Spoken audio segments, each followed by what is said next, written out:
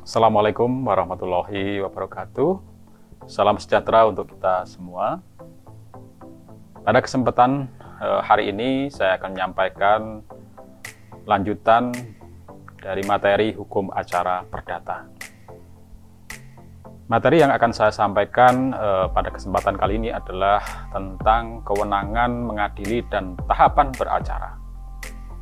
Sebagaimana dipahami bahwa tujuan daripada membahas tentang kewenangan mengadili ini adalah untuk memberikan penjelasan mengenai masalah pengadilan mana yang benar dan tepat berwenang mengadili suatu sengketa atau kasus yang timbul, sehingga pengajuan atau penyampaian surat gugatan itu tidak keliru. Artinya apa? Ketika surat gugatan itu keliru dalam menentukan pengadilan yang berwenang memeriksa dan mengadili, akan berakibat surat gugatan dinyatakan tidak dapat diterima. Perlu dipahami bahwa kewenangan mengadili atau bisa disebut dengan yurisdiksi atau kompetensi, yaitu pengadilan yang berwenang mengadili sengketa tertentu sesuai dengan ketentuan yang digariskan peraturan perundang-undangan. Kewenangan mengadili sendiri terdiri dari dua, yaitu kompetensi absolut dan kompetensi relatif. Apa sih yang dinamakan dengan kompetensi absolut itu? Kompetensi absolut merupakan kewenangan mengadili atas suatu perkara berdasarkan objek atau pokok sengketanya. Sementara kompetensi relatif itu adalah kewenangan pengadilan untuk mengadili suatu perkara sesuai dengan wilayah hukumnya. Kompetensi absolut juga bisa dimaknai sebagai pemisahan kewenangan yang menyangkut pembagian kekuasaan mengadili antara badan-badan peradilan. Menurut ketentuan Undang-Undang Nomor 48 Tahun 2009, kekuasaan kehakiman dilakukan oleh Mahkamah Agung dan badan peradilan yang berada di bawahnya dalam lingkungan peradilan umum, peradilan agama, peradilan militer, peradilan tata usaha negara, dan oleh sebuah mahkamah konstitusi. Dari kekuasaan kehakiman yang terdiri dari 4 lingkungan peradilan di bawah Mahkamah Agung dan sebuah mahkamah konstitusi, masing-masing mempunyai kewenangan yang berbeda-beda. Ya, seperti halnya kewenangan dari peradilan umum, yaitu berwenang dan memeriksa perkara perdata terkait dengan perbuatan uang prestasi dan juga perbuatan melawan hukum. Peradilan umum juga berwenang memeriksa perkara pidana yang pelakunya adalah masyarakat sipil. Kemudian juga terkait dengan kewenangan peradilan agama, ini adalah berwenang memeriksa dan mengadili perkara-perkara bagi mereka yang beragama Islam, seperti halnya perkara perceraian, perkara warisan, dan lain sebagainya. Sementara peradilan militer ini adalah berwenang memeriksa dan mengadili perkara-perkara pidana yang dilakukan oleh anggota militer. Kemudian peradilan tata usaha negara ini juga mempunyai kewenangan untuk memeriksa perkara-perkara terkait sengketa tata usaha negara. Ya. Nah, dari beberapa lingkungan peradilan ini masing-masing mempunyai kewenangan yang berbeda-beda. Inilah yang dimaksud dengan kompetensi absolut. Jadi misalkan kita akan mengajukan gugatan perdata terkait perbuatan wan prestasi, ya, maka secara absolut ini adalah merupakan kewenangan dari pengadilan umum atau pengadilan negeri. Demikian juga terkait dengan gugatan perceraian bagi mereka yang beragama Islam, maka ketika yang bersangkutan akan mengajukan gugatan perceraian, maka yang berwenang mengadili adalah pengadilan agama. Jangan sampai gugatan perceraian bagi mereka yang beragama Islam diajukan gugatannya di pengadilan umum atau pengadilan negeri. Ini tentunya akan melanggar kompetensi absolut.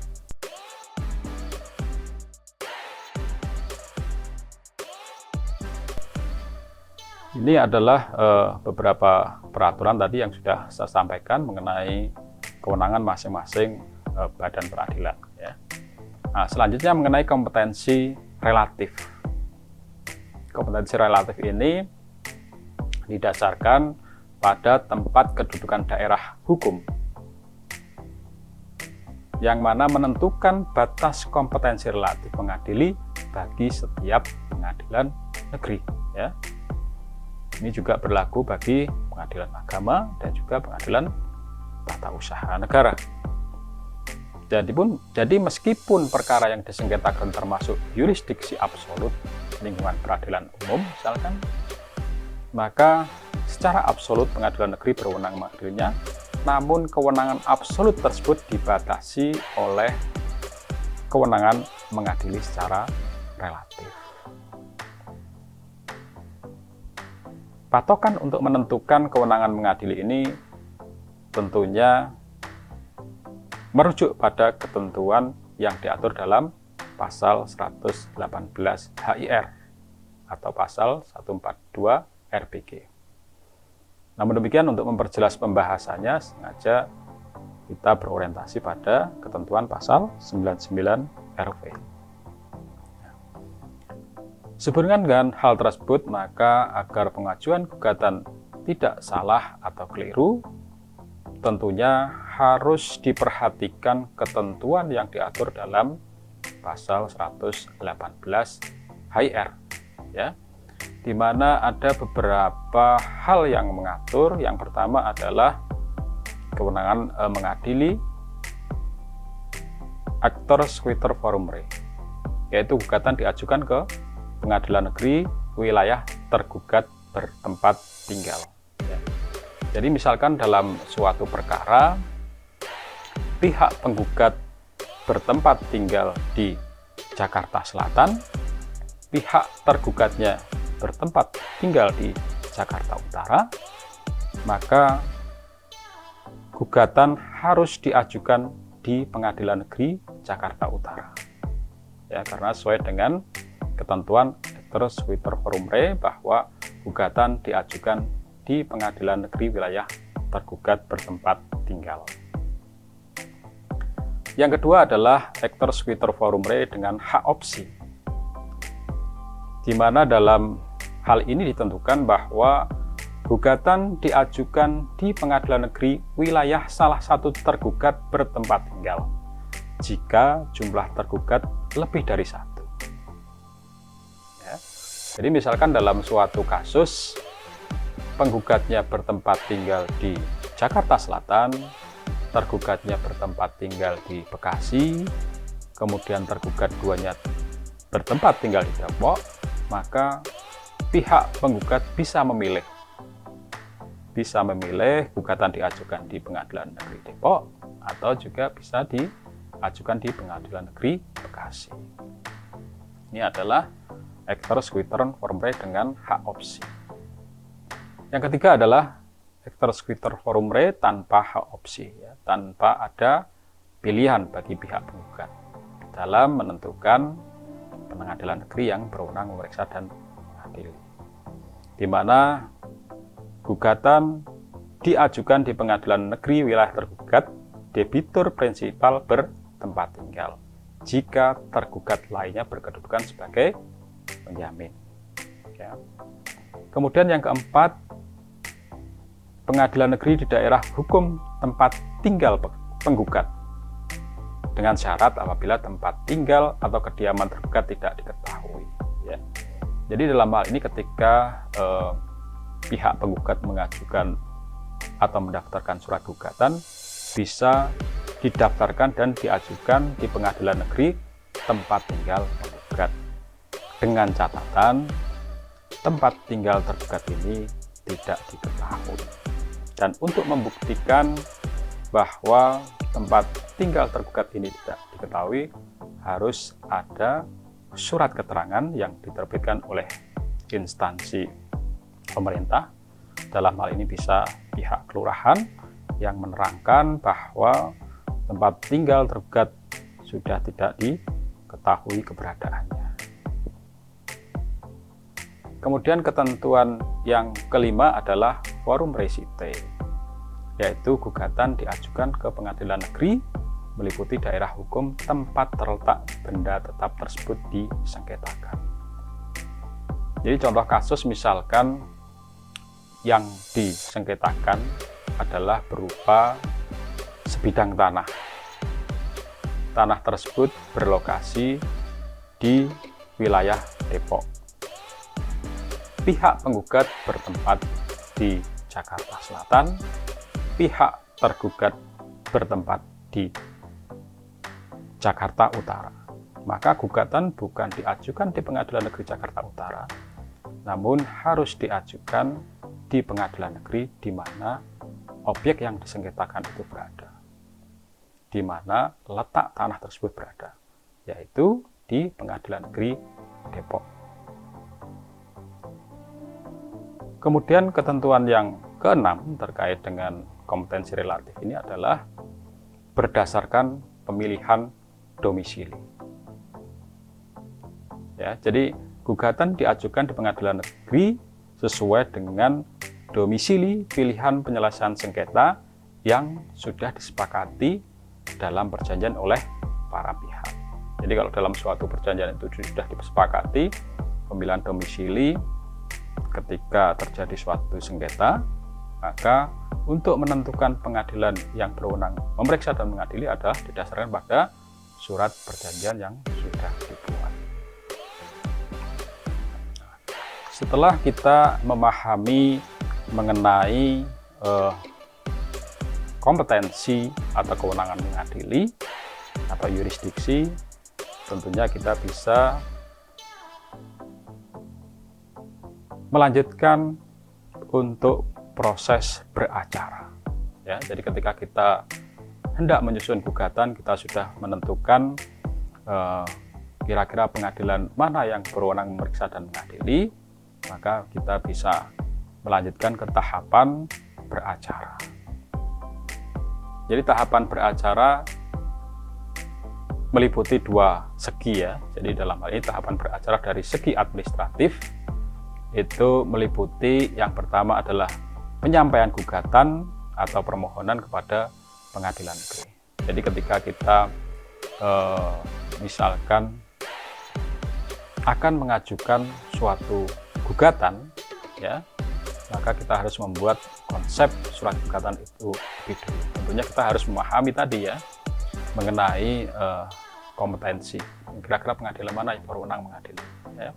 Ketika kita sudah memahami hal tersebut, kita sudah mencantumkan dalam suatu konsep surat gugatan, kita akan mendaftarkan gugatan kepada pengadilan negeri yang berwenang memeriksa dan mengadili.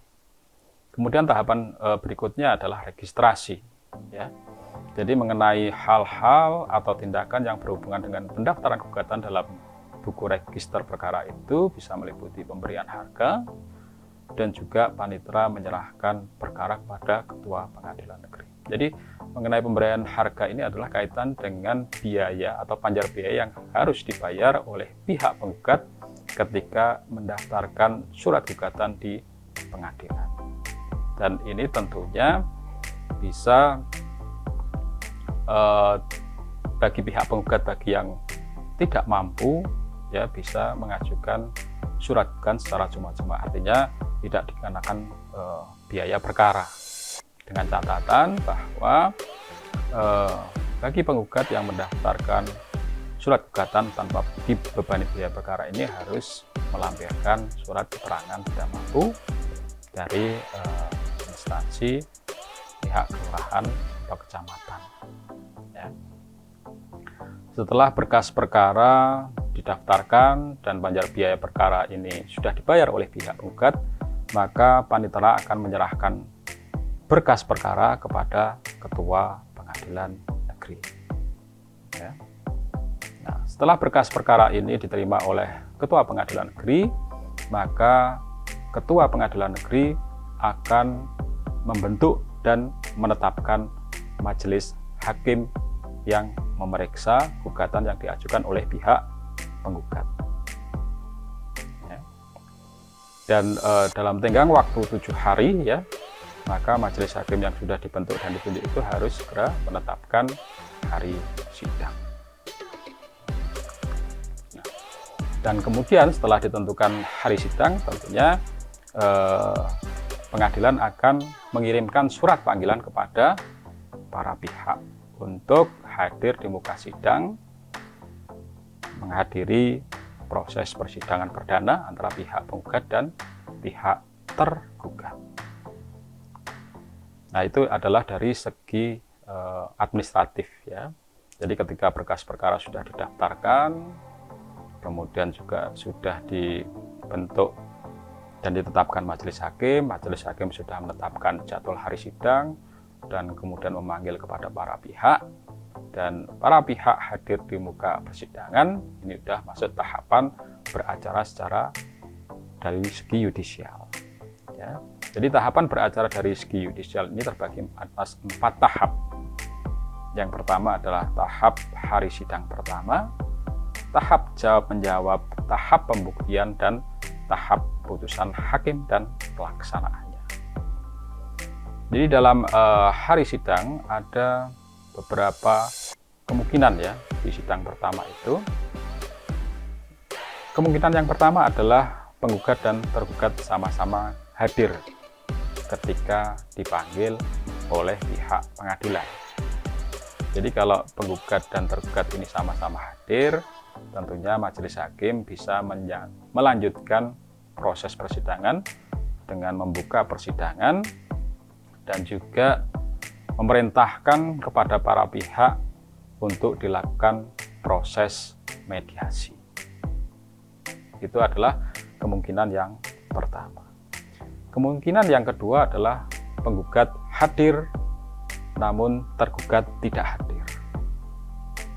Jadi kalau misalkan dalam proses persidangan itu pihak tergugat tidak hadir, maka akan dilakukan proses panggilan yang berikutnya ya, bisa kedua sampai ketiga. Jadi kalau misalkan sampai panggilan ketiga tergugat juga tidak hadir, maka majelis hakim bisa menjatuhkan putusan first take, yaitu putusan yang diputus oleh majelis hakim tanpa hadirnya pihak tergugat. Kemudian kemungkinan yang ketiga adalah penggugat tidak hadir, tergugat hadir. Sama seperti halnya pada kemungkinan kedua, ketika penggugat tidak hadir, maka akan dilakukan panggilan oleh pihak pengadilan kepada pihak penggugat 2-3 kali. Ketika penggugat ternyata sampai panggilan ketiga juga tidak hadir, maka surat gugatan akan dinyatakan gugur. Kemudian kemungkinan yang keempat adalah penggugat dan tergugat sama-sama tidak hadir. Ya, jadi ini sama seperti halnya kemungkinan sebelumnya. Ini juga akan dilakukan proses pemanggilan kepada para pihak sampai 2-3 kali. Kalau ternyata sampai panggilan kedua, ketiga, penggugat dan tergugat juga tidak hadir, ini juga akan mengakibatkan gugatan dinyatakan gugur. Ya. Jadi ketika gugatan dinyatakan gugur, maka perkara dianggap tidak pernah ada. Kemudian yang kedua adalah tahap jawab menjawab ya. Jadi setelah proses mediasi ya, manakala pihak penggugat dan tergugat sudah sama-sama menghadiri proses persidangan dan kemudian tahapan mediasi ini juga sudah dijalankan dan dalam proses mediasi itu ternyata gagal, maka tahap berikutnya akan dilanjutkan dengan tahap jawab menjawab ya. Jadi setelah mediasi dinyatakan gagal, pihak penggugat akan ditanya oleh majelis hakim apakah terhadap surat gugatan yang sudah dibuat ini ada perbaikan atau tidak, ada perubahan atau tidak. Manakala tidak ada perbaikan, tidak ada perubahan, maka kepada pihak tergugat diberikan kesempatan untuk menyampaikan jawaban. Ya, jadi jawaban dari pihak tergugat ini tentunya adalah untuk menanggapi atau membantah dalil-dalil yang sudah dituangkan dalam surat gugatan oleh pihak penggugat. Terhadap jawaban yang diajukan oleh pihak tergugat, kepada pihak penggugat diberikan kesempatan untuk menanggapinya dalam bentuk replik. Demikian pula atas replik yang diajukan oleh pihak penggugat, kepada pihak tergugat diberikan kesempatan untuk mengajukan duplik. Ya, jadi duplik ini tentunya juga akan menyanggah, membantah dalil-dalil atas replik yang diajukan oleh pihak penggugat. Setelah proses jawab menjawab selesai, maka tahap berikutnya adalah pembuktian. Ya. Jadi kesempatan pertama biasanya untuk pembuktian itu akan diberikan kepada pihak penggugat. Jadi untuk mendukung dalil-dalil surat gugatan yang kemudian dikuatkan dalam repliknya, pihak penggugat diberikan kesempatan untuk mengajukan bukti tertulis dan saksi-saksi. Setelah bukti dan saksi dari penggugat dianggap cukup, maka tahap berikutnya adalah pengajuan bukti dan saksi yang diajukan oleh pihak tergugat. Jadi bukti dan saksi dari tergugat ini tentunya akan mendukung atas jawaban dan duplik yang diajukan oleh pihak tergugat dan mematahkan dalil-dalil yang sudah dibuat oleh pihak penggugat dalam surat gugatan maupun dalam repliknya. Setelah tahap pembuktian selesai, maka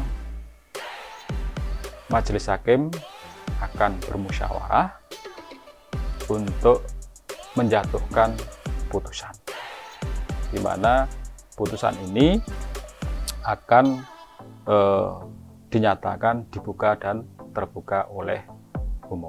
Artinya ketika suatu putusan tidak dinyatakan dibuka dan terbuka untuk umum, akan mengakibatkan putusan yang dibacakan atau diputuskan oleh majelis hakim menjadi cacat hukum.